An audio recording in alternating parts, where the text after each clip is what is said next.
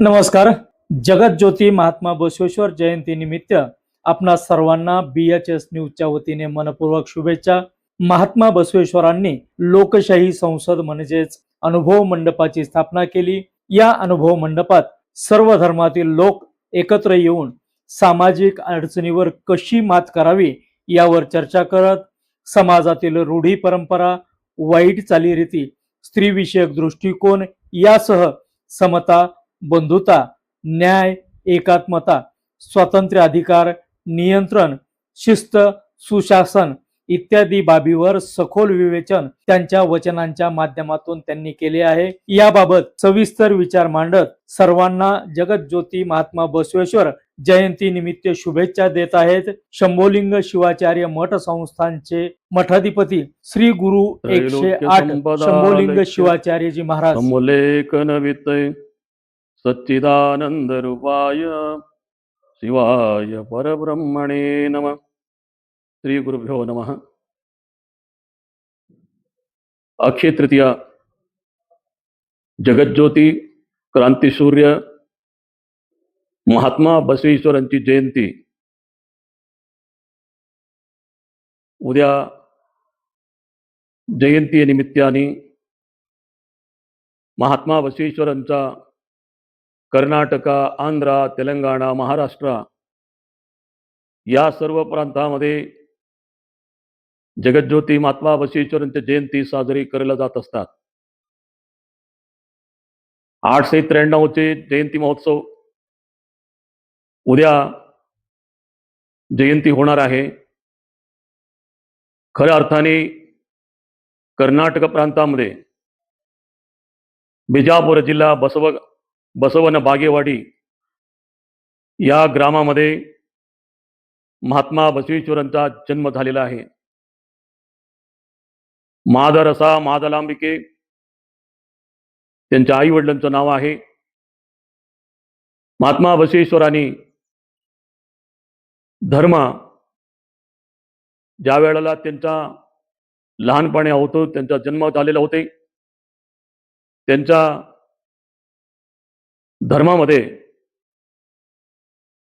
ज्या वेळेला त्यांना मुंज केलं जात असतात त्यावेळेला त्यांनी त्या मुंजाला इन्कार दिलेला आहे. कारण माझ्या बहिणीला सुद्धा मुंज करायला पाहिजे म्हणल्यानंतर वडिलांनी सांगितलं, महिलांना नाही म्हणून सांगितलं. महिलांना का नाही म्हणून? सर्वांना समान आहे, समान दृष्टिकोन असायला पाहिजे, बहिणीला सुद्धा मुंज करायला पाहिजे म्हणून हट धरला. त्यावेळेला त्यांच्या पिताश्री नकारात्मक त्यांचा विचार आलं.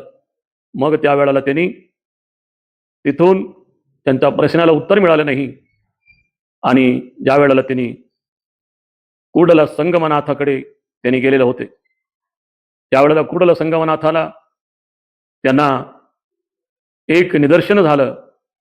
बसव कल्याणकडे जा, बिज्जळ राजाकडे तुझं कीर्ती होईल, ख्याती होईल म्हणून ज्यावेळेला सांगितलं बरोबर बिज्जळ राजाकडे गेले. बिज्जळ राजा मंत्रीपद मिळालं त्यांना.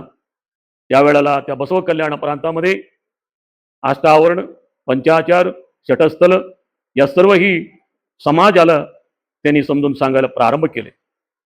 त्यांनी ज्या वेळेला एक वचन राहायला प्रारंभ केले, वचन साहित्य प्रारंभ केले.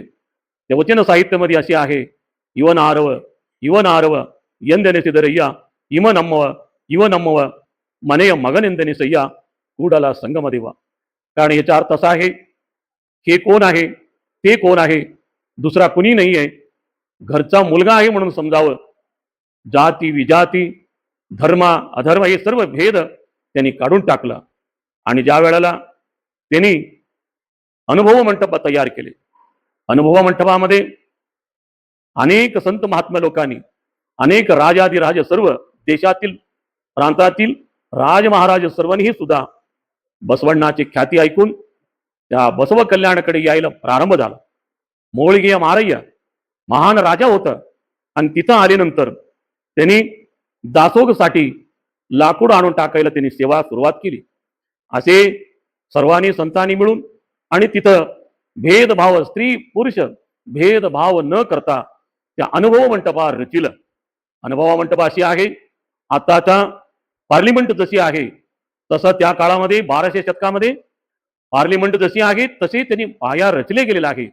आत्ताचे त्यांनी ज्या वेळेला पार्लिमेंट आहे त्यावेळेला सुद्धा त्यांनी बघितल्यानंतर त्या अनुभव मंटपाचा अनुभव घेतल्यानंतर त्या लोकांना सुद्धा वाटलं 1200 शतकापासून बसवेश्वरांनी अनुभव मंटपा अशी रीतीनं पार्लिमेंट बांधलेलं आहे म्हणून त्यांना सुद्धा कळालं. अशी रीतीनं असे सर्वांनी सुद्धा कळाल्यानंतर माननीय प्रधानमंत्री त्यांनी काय केलेलं आहे, ज्या वेळेला सर्व ऐकल्यानंतर लंडनमध्ये महात्मा बसवेश्वरांची त्यांचा आकृती त्यांच्या मूर्ती तिथं स्थापना झाली आणि अशी रीतीनं अनेक देशामध्ये विदेशामध्ये भाषा अनेक भाषामध्ये त्यांचे वचन त्यांचा अभंग अनेक भाषामध्ये रचना झालेला आहे. म्हणूनच उद्याचा दिवस असे अक्षय तृतीया देशामध्ये कर्नाटक महाराष्ट्र प्रांतामध्ये सर्व देशामध्ये सुद्धा बसवेश्वराची जयंती आचरण सर्वांनी करत आहे. कारण सर्वांना काय आवडतात, कारण एवढंच आहे, जाती विजाती भेद न ठेवलेला आहे बसवेश्वरांनी आणि आंतरजाती विवाह सुद्धा त्यांनी त्या काळामध्ये करून दाखविलेला आहे. आंतरजाती विवाह का करू नये, कारण कसं आहे, मानव जाती एक आहे, मनुष्य एकच आहे, परंतु धर्म आम्ही केलेला आहे म्हणून त्यांनी त्या वचनमध्ये त्यांनी सांगत असतात. त्याच्यासाठी महात्मा बसवेश्वराची जयंती सर्वांना आवडतात, सर्वांनी मिळून करतात, सर्वांनी मिळून आचरण करायला पाहिजेत. अशी रीतीनं उद्याचा दिवस अक्षय तृतीया महात्मा बसवेश्वर जयंती आपण सर्वांनी साजरी करावा. श्री गुरु बसवलिंगाय नमः.